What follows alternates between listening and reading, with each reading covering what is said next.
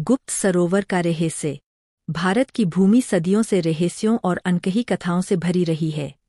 हर पर्वत, हर जंगल, हर नदी और सरोवर किसी न किसी प्राचीन घटना, शक्ति या रहस्य की गवाही देता है। ऐसी ही एक कथा है, गुप्त सरोवर का रहस्य।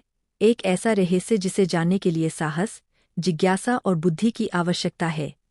कहानी शुरू होती है उत्तर भारत के एक छोटे पर्वतीय गांव रुद्रनगर से। यह गांव घने जंगलों और पहाड़ों से घिरा हुआ था और यहाँ के लोग सदियों से एक प्राचीन सरोवर के बारे में कहानियां सुनते आ रहे थे। इसे लोग गुप्त सरोवर कहते थे। सरोवर का पानी किसी साधारण जलाशय जैसा नहीं था। इसके बारे में कहा जाता था कि यह अदृश्य शक्तियों से भरा हुआ है और इसके भीतर छुपा रहस्य केवल उन्हीं को दिखाई देता है जिनकी नीति इसे जानने की है। गांव के बुजुर्गों का कहना था कि सरोवर के पानी में प्राचीन देवताओं का प्रभाव है। यह केवल पवित्र ही नहीं बल्कि रहस्यमय भी है। कई लोग इसे देखने गए, लेकिन अमावस्या की रात के अलावा कोई इसे पास नहीं जा सका। अमावस्या की रात सरोवर से अजीब रोशनी और ध्वनियां निकलतीं। ऐसा लगता था जैसे सरोवर कुछ कहना चाहता हो, अपनी गुप्त कथा बयां करने के लिए। गांव का एक युवा और साहसी युवक अभिषेक हमेशा इस रहस्य को जानने के लिए उत्सुक रहा। उसने तय किया कि अगली अमावस्या की रात वह गुप्त सरोवर जाकर इसके रहस्य को उजागर करेगा। उसके साथ उसके मित्र दीपा, करण और रोहित भी तैयार हो गए। अमावस्या की रात चारों ने लालटेन और कुछ आवश्यक सामग्री लेकर सरोवर की ओर कदम बढ़ाया। जैसे ही वे सरोवर के पास पहुंचे, उन्हें पानी में अजीब हल्की चमक और अजीब आवाजें सुनाई देने लगीं। पानी हल्का हिल रहा था और कभी-कभी ऐसा लगता कि उसके भीतर कोई जीवित प्राणी घूम रहा हो।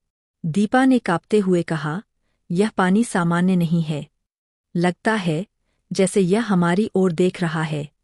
अभिषेक ने साहस दिखाते हुए कहा, हम केवल सत्य जानने आए हैं, डरने की कोई जरूरत नहीं। सरोवर के बीच में एक पत्थर का मंच दिखाई दिया। उसके ऊपर कुछ प्रतीक उकेरे हुए थे, नाग, वज्र, सूर्य और चंद्र के चिन्ह। जैसे ही अभिषेक ने मंच पर कदम रखा, पानी में हलचल बढ़ गई और अचानक एक तेज प्रकाश फैल गया। चारों मित्र अपनी आंखें चौंधिया जाने के कारण झपकाते रहे। उस प्रकाश के भीतर धीरे धीरे एक आकृति प्रकट हुई। वह कोई साधारण मानव या देवता नहीं था। उसकी आंखें नीली और गहरी थीं और शरीर से हल्की चमक निकल रही थी। उसकी आवाज गूंजती हुई आई, इस सरोवर की रक्षक हूँ। यह गुप्त सरोवर केवल उन्हीं को दिखता है जो इसके रहस्य को जानने के योग्य है। इसे जानने का साहस केवल उसी को मिलेगा जिसे नीति में लिखा है। चारों मित्र स्तब्ध रह गए। अभिषेक ने साहस कर पूछा, हमें यह रहस्य जानना है। कृपया हमें मार्गदर्शन करें। साध्वी जैसी आकृति ने धीरे से कहा, यह सरोवर प्राचीन शक्तियों का केंद्र है। यहाँ जल के भीतर छुपा है अतीत, भविष्य और रहस्य। सदियों पहले एक महान ऋषि ने इसे शक्ति और ज्ञान के लिए संरक्षित किया था। जो इसे समझ पाएगा, वह केवल गांव का नहीं, पूरे लोक का संरक्षक बनेगा। उसने उन्हें बताया कि सरोवर की गहराई में एक प्राचीन गुफा है, जहाँ कई रहस्यमय लेख, यंत्र और शक्तिशाली खजाने छुपे हैं। लेकिन यह भी चेतावनी दी कि जो व्यक्ति लालच, अहंकार या भय से यहाँ आएगा, वह कभी जीवित बाहर नहीं निकल पाएगा। चारों मित्रों ने तय किया कि वे गुफा में प्रवेश करेंगे। जैसे ही उन्होंने पानी में उतरना शुरू किया, सरोवर की चमक और बढ़ गई। हर कदम पर पानी हल्का कंपन कर रहा था और उनके चारों ओर प्राचीन प्रतीक हल्के रोशनी में चमक रहे थे। गुफा में प्रवेश करते ही उन्होंने देखा कि दीवारों पर प्राचीन लेख और शिलालेख उकेरे हुए हैं। कुछ में देवताओं की कथाएं, कुछ में रहस्यमय यंत्रों की रचना और कुछ में भविष्य की भविष्यवाणियां थीं।